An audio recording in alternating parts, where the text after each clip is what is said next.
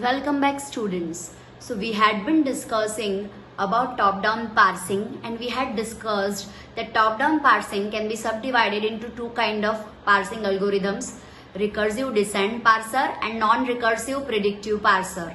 We have started discussing non-recursive predictive parser and we had seen that non-recursive predictive parser requires elementary two things for applying the parsing algorithm, a stack and a parsing table.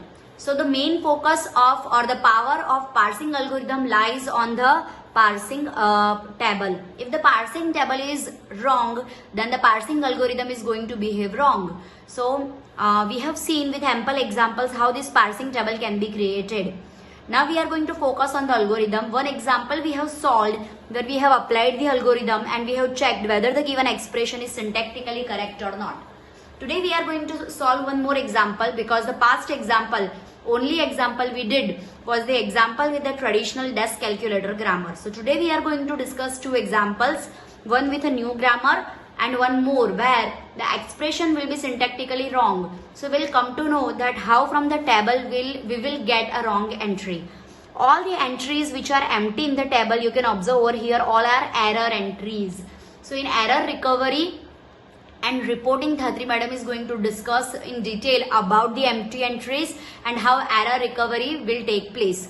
So let us focus back on top-down parsing. We have even discussed what is LL1 parser and when the particular grammar will be said LL1 grammar. If we comment about this grammar is LL1 grammar because in the parsing table, each and every cell you can observe over here has a single entry, not more than one entry in the table, and hence this grammar which is listed over here is a valid LL1 grammar. Now we are going to solve this example. So as we have discussed earlier, we have to make three columns. The first column is going to be our stack, the second column will contain our expression and the third column will contain the actions we are going to take. By action what we mean? Whatever rule we will be observing from the table, that rule we have to write over here in the action field.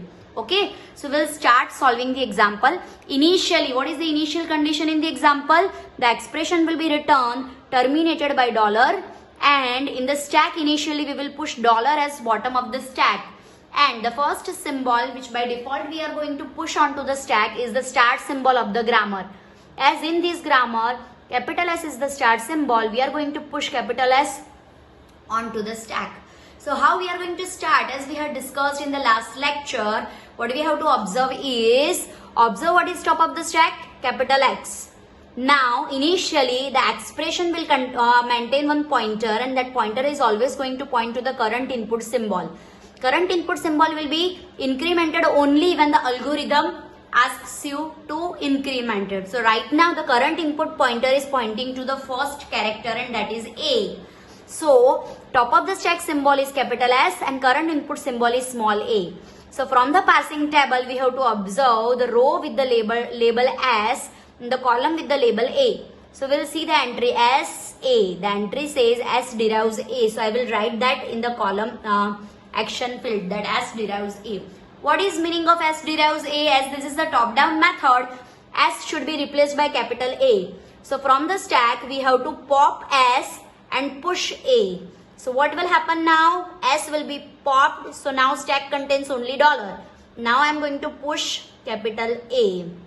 The string over here, expression will remain as it is. So A, triple B, F, triple G and $. Okay. Now once again, what is top of the stack and what is current input symbol? We will be continuing the process in loop. So A, small a. So we will go to the entry capital A, small a. It says capital A derives small a, capital B, A dash. So what action do it indicate? From the stack you have to pop capital A. So now stack contains only $. What should be pushed? A, B, A dash. As we have discussed in last lecture, when your expression contains multiple symbols, more than one symbols, when you are pushing that onto the stack, it should be pushed such that when you pop back, you will get the exact right hand side of the production. So before pushing it onto the stack, you have to apply string reverse. So A, B, A dash is going to be pushed as A dash, B, small a. The expression will remain as it is. Okay, fine. Now again we will observe what is top of the stack and what is current input symbol. We can observe over here that it is a match. So we will declare a match. What we need to do when a match has been declared? Okay, the action which we have taken over here is not written, which is wrong. We must write. So I have noted down the action which we have applied at this particular step. So A and A both are same. So match is declared. What is meaning of a match? Match means from the stack we are going to pop one symbol. So small a is popped. And current input pointer will be incremented by 1. So the next current input symbol is going to be next symbol, that is B. B, B, B, F, G, G, G, dollar. Okay. Now what is top of the stack? B. What is current input symbol? Small b. So B, small b. It says capital B derives small b, capital C. So we have to apply string reverse and push it in place of capital B. A dash will remain as it is.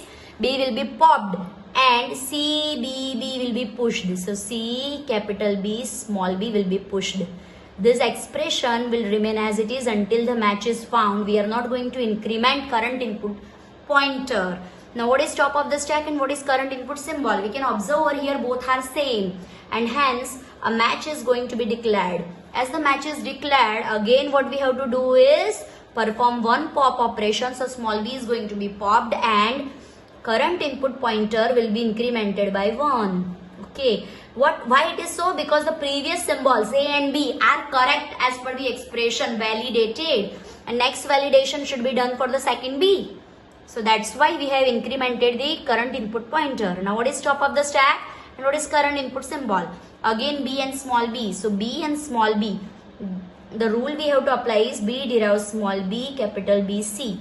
So from the stack we are going to pop capital B and we are going to push C, B, B in reverse. So A dash C remains as it is. Once again C, B, small b. B, B, F, triple G. The expression remains same. Now top of the stack and current input symbol both are same. So a match will be declared and hence again what we are going to do? A pop will be performed. So B is popped and current input pointer will now point to the last B. So this is our expression which yet we have to validate. Once again the top of the stack is capital B and the current input symbol is small b. So if we observe from the table, the rule we have to match is capital B derives small b, capital C. So what we have to do, as we have done earlier, dollar as it is, A dash, C, C as it is. Now this B will be popped and C, B, B. C, capital B, small b will be pushed. The expression is as it is and after that we are going to check what is top of the stack and what is current input symbol. So we can see over here it's a match found. As a match is found, once again what we are going to do is perform one pop operation. So this is our current content triple G dollar. Okay. Now we will be observing what is top of the stack and current input symbol. So it is capital B and F. Capital B and F. So that is B derives F. The action we have to perform is B should be replaced by F. So A dash triple C will be as it is. Capital B will be popped and F will be pushed. So F. The expression will be as it is. Now top of the stack is F. Current input symbol is also F. So a match is found. So once again what we have to do? We have to perform a pop operation and the current input symbol will be incremented by 1. So stack will contain A dash triple C and the expression will contain triple G dollar. Now what is top of the stack? Capital C. What is current input symbol? Small g. So capital C, small g, it is C derives G. Means C should be popped and small g should be pushed. So A dash and two C's will be as it is. The last C will be popped and small g will be pushed. Here we have triple G dollar. So a match is found as we can observe over here. As match is found, what we have to do? Perform one pop operation and input pointer will be incremented by 1. So now again top of the stack is C and current input pointer is pointing to small g. So C and G. Again the action is C should be popped and small g should be pushed. So A dash and one C will be as it is. This C will be popped and small g will be pushed. Very good. So now top of the stack is G, current input symbol is G, so a match is found, and hence we have in the stack A dash C, G dollar in the expression. Now capital C and G, again C derives G, so dollar A dash, C is popped, G is pushed, G dollar, top of the stack is G, current input symbol is G, so a match is found.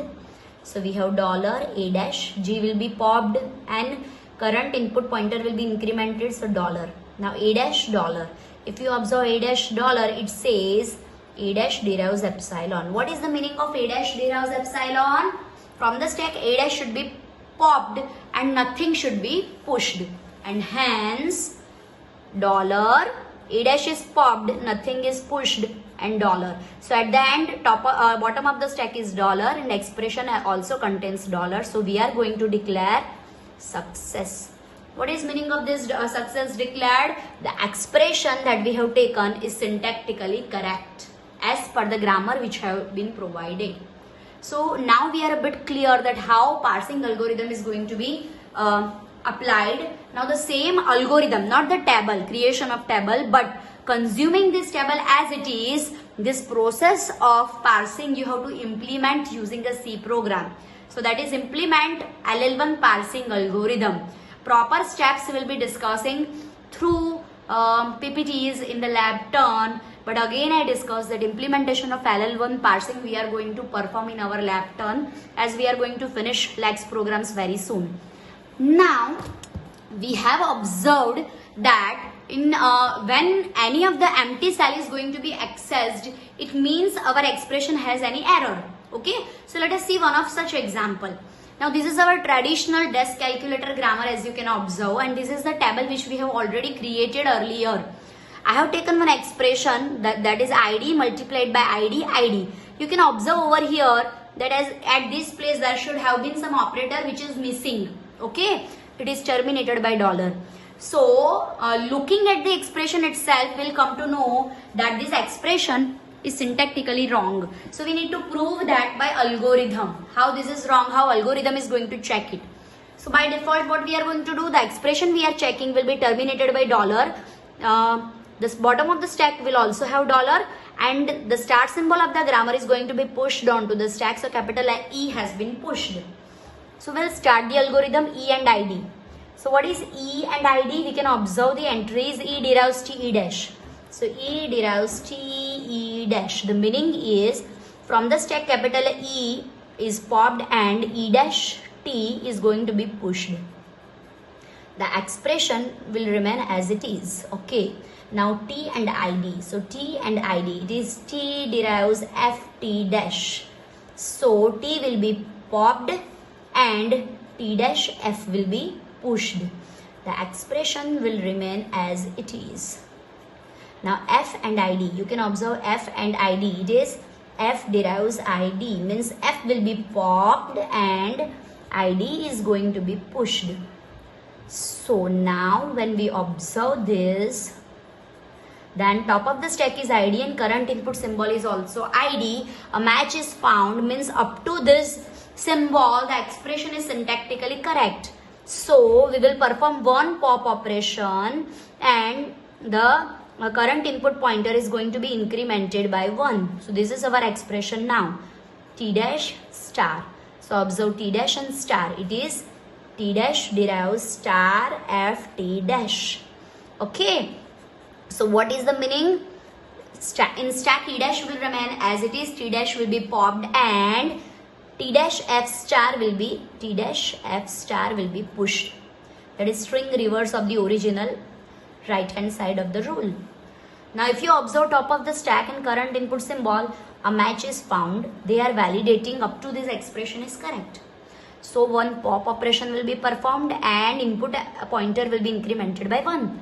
So stack will now contain E dash, T dash and F. And expression will contain ID dollar. Now what is remaining? F and ID. So F ID from the table, the rule which we get is F derives ID. So what we are going to do is E dash, T dash, F will be popped and ID will be pushed. So ID dollar. So again a match is found. Okay. So now the stack is going to contain E dash, T dash. This is ID is popped and current input pointer is incremented by 1. So again it is ID and dollar. So what is top of the stack? T dash. What is current input symbol? ID. So T dash and ID. Okay, observe this.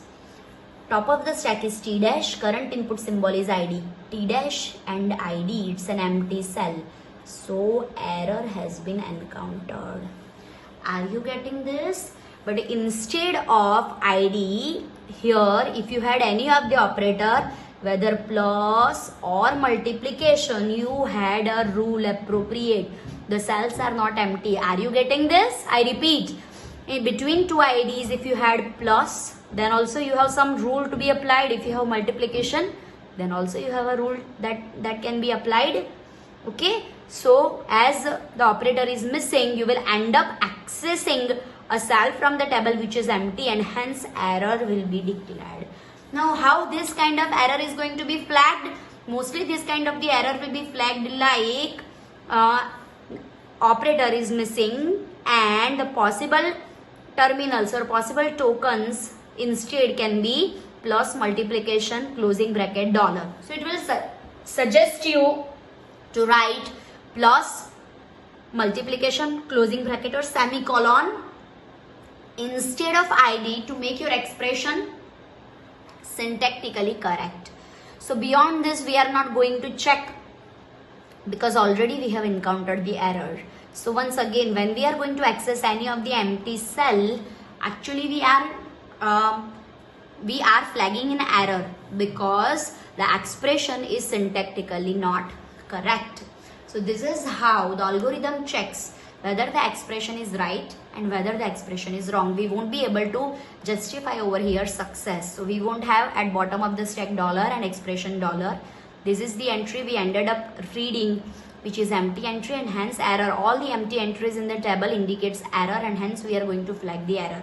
So what this error will indicate? Once again, let me repeat. This error will give you a message which will tell you that use plus multiplication closing bracket or semicolon instead.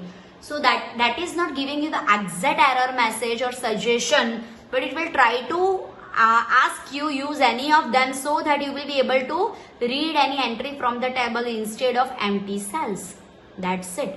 So this is all we need to know about applying the parsing algorithm. Next, what we are going to discuss? We are going to start discussing bottom-up parsing.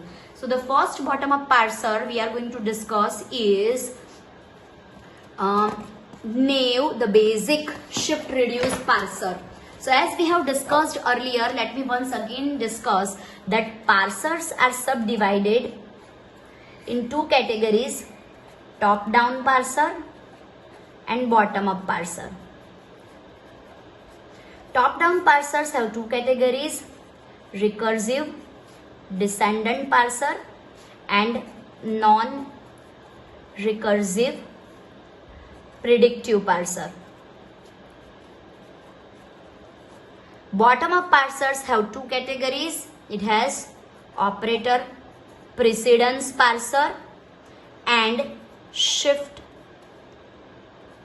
reduce parsers. Shift reduce parsers again have two categories: simple shift reduce parser and LR parsers. LR parsers themselves have three categories: SLR parser, CLR parser, LALR parser. So we have discussed this we have not discussed, but that is only a portion of theory and which is not discussed much in the syllabus, neither that has been asked in GTU paper. So we'll be discussing this at end when we will finish the syllabus, not otherwise. Okay, so this is what we have discussed. Now we are going to focus on this. So we'll start discussing from this, then we'll discuss this, then we'll discuss this. So the next we aim to discuss is simple shift reduce parser. As we have discussed earlier, if you discuss about the efficiency and power of parsers, if you compare top down and bottom up are better. If you compare among all the bottom-up parsers, LR parsers are better. If you compare among all LR parsers, then CLR parsers are best. So this is all about parsers. In the next portion of this lecture, we are going to start discussing bottom-up parsers with simple shift reduce parser. Keep watching. Thank you.